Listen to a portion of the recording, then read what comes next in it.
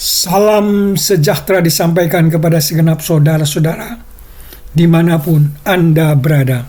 Kiranya Anda semua berada dalam keadaan sehat dan dalam pemeliharaan Tuhan senantiasa. Renungan kali ini mengangkat tema menyelesaikan tugas dengan bacaan terambil dari Yohanes 17 ayat yang keempat. Saudara-saudara yang kekasih dalam Kristus, ada sebuah buku dengan judul Finish What You Start, atau selesaikan apa yang telah kamu mulai, dikarang oleh Peter Collins. Buku tersebut menginspirasi saya untuk membuat renungan ini. Dalam buku tersebut ada antara lain diturunkan ada 4 pokok pelajaran penting yang akan kita turunkan dalam renungan kali ini.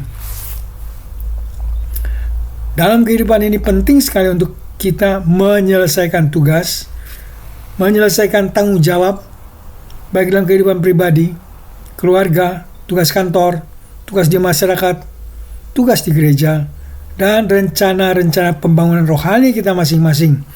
Misalnya, program membaca Alkitab, dan lain-lainnya. Hidup penuh dengan proyek yang dimulai dengan antusiasme, tetapi seringkali berakhir dengan ketidakselesaian.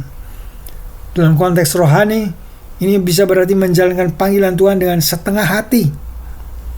Yesus menunjukkan teladan, menyelesaikan tugasnya di bumi dengan sempurna. Itu dapat kita jumpai dalam Yohanes 17 ayat 4. Tuhan Yesus mengatakan, "Aku telah mempermuliakan engkau di bumi dengan jalan menyelesaikan pekerjaan yang engkau berikan kepadaku untuk melakukannya." Ajakan kepada kita sekalian adalah untuk mengikuti jejak Yesus dalam menyelesaikan setiap tugas yang diamanatkan kepada kita. Dalam rangka menyelesaikan tugas, pertama-tama kita juga harus mengerti dan memahami alasan mengapa kita tidak menyelesaikan. Alasan dibalik ketidakselesaian tugas seringkali berakar pada faktor psikologis dan praktis. Kadang-kadang ada faktor ketakutan akan kegagalan. Ketakutan akan kegagalan bisa menjadi penyebab utama, di mana rasa takut membuat kita ragu-ragu untuk melanjutkan tugas. Faktor berikutnya, apa yang disebut dengan perfeksionisme. Dan kadang-kadang perfeksionisme memegang peranan karena keinginan kita untuk melakukan semuanya dengan sempurna, sehingga dapat menyebabkan penundaan yang berlebihan. Selain itu, perencanaan yang buruk dan kurangnya motivasi. Perencanaan yang buruk dan kurang motivasi seringkali menghambat kemajuan kita. Dengan mengenali dan memahami hambatan-hambatan ini, kita dapat lebih efektif dalam mengatasi mereka. Misalnya, menyadari bahwa kegagalan adalah bagian dari proses pembelajaran dapat membantu mengurangi rasa takut. Dan juga kita diajak untuk memecah tugas besar menjadi langkah-langkah kecil dan terkelola, sehingga dapat mengatasi perasaan kewalahan. Sementara menetapkan tujuan yang realistis dan merayakan pencapaian-pencapaian kecil dapat meningkatkan motivasi.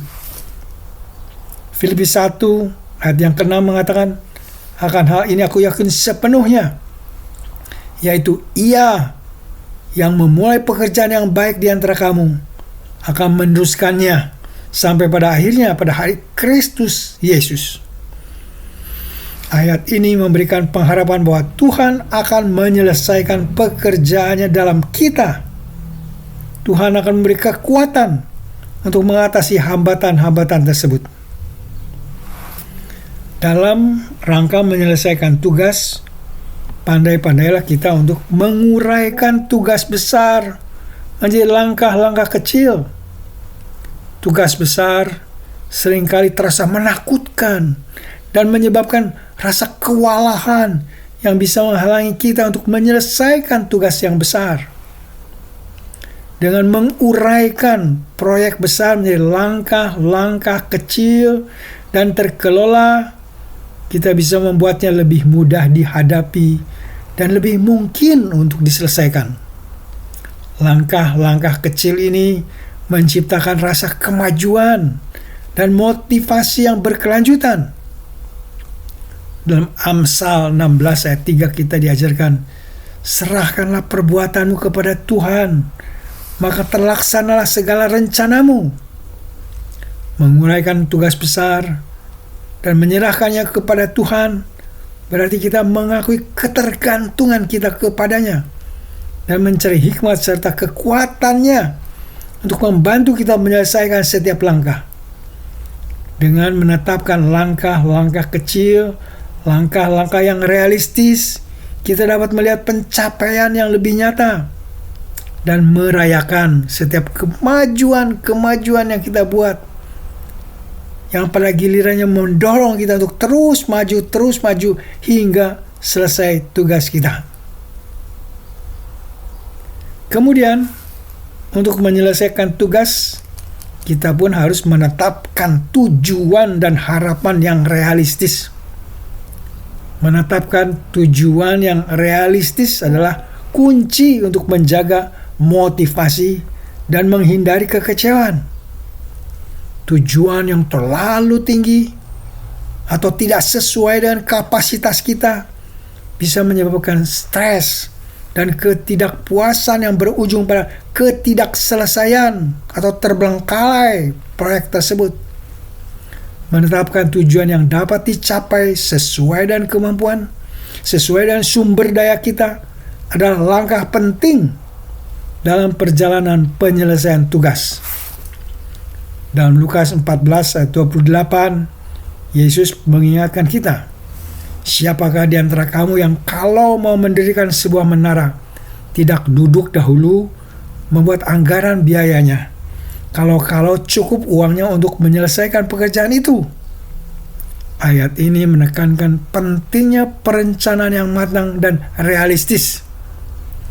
Ketika kita menetapkan tujuan yang realistis, tujuan yang terukur, kita bisa melihat jalan yang lebih jelas dan merasa lebih percaya diri untuk mencapainya.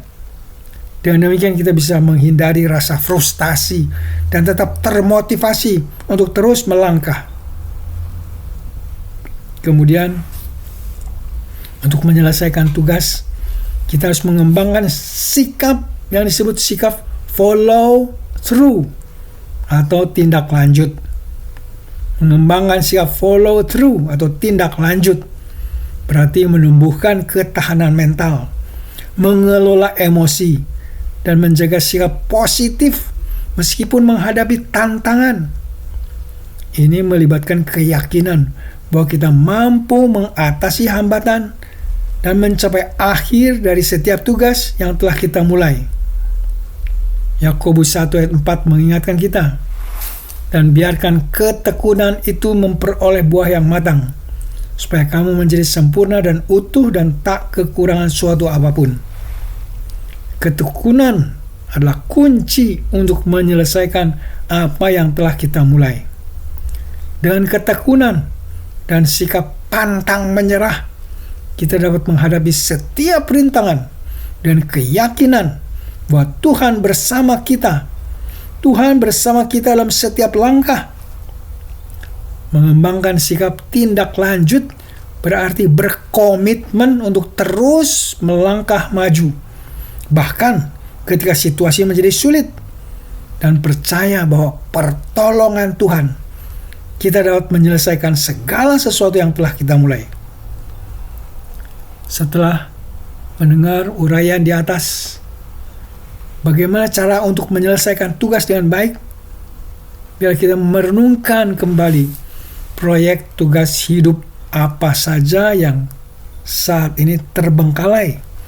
Apakah itu tugas keluarga, tugas kantor, tugas gereja, atau tugas masyarakat?